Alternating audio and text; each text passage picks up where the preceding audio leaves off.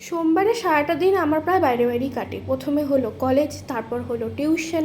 এমন করতে করতে আর বাড়িতে থাকার সময় হয়ে ওঠে না।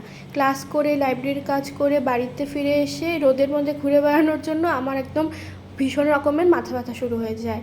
কিন্তু কিছু করার নেই, খেয়ে দিয়ে কিছুক্ষণ রেস্ট নিয়ে আবার তো টিউশনের জন্য বেরোতেই হবে। তাড়াতাড়ি রেডি হয়ে নিলাম। তার আগের দিনই আমার পায়ে একটা রগে ভীষণ রকমের টান লাগছে। তারপর থেকে হাঁটতেও একটু অসুবিধা হচ্ছে, কিন্তু কিছু করার নেই, কাজ তো আমাকে করতেই হবে। তাই তাড়াতাড়ি একটু ভলিনি স্প্রে লাগিয়ে চলে গেলাম পড়তে। এখানে দেখি রাস্তার মধ্যে কাজ চলছে, সেজন্য ভালোই জ্যাম ঠ্যাম ছিল।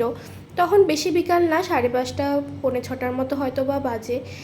এখন টিউশন শেষ হওয়া মানে সোমবারের জন্য আমার অলমোস্ট সব কাজটাই শেষ হয়ে যাওয়া, আর টুকটাক কিছু কাজ বাড়িতে রয়ে গেছে। তারপর ফিরে আসার সময় লেগেছে অনেক খিদা, কারণ সারাদিন সেভাবে কিছুই খাওয়া দাওয়া হয় না, ওই লাঞ্চ ছাড়া। নিয়ে এসেছিলাম সিঙ্গারা, আর মিষ্টির মধ্যে এনেছিলাম ক্ষীরের সিঙ্গারা। ব্যাস এইভাবে কাটলো আমার সারাটা সোমবার।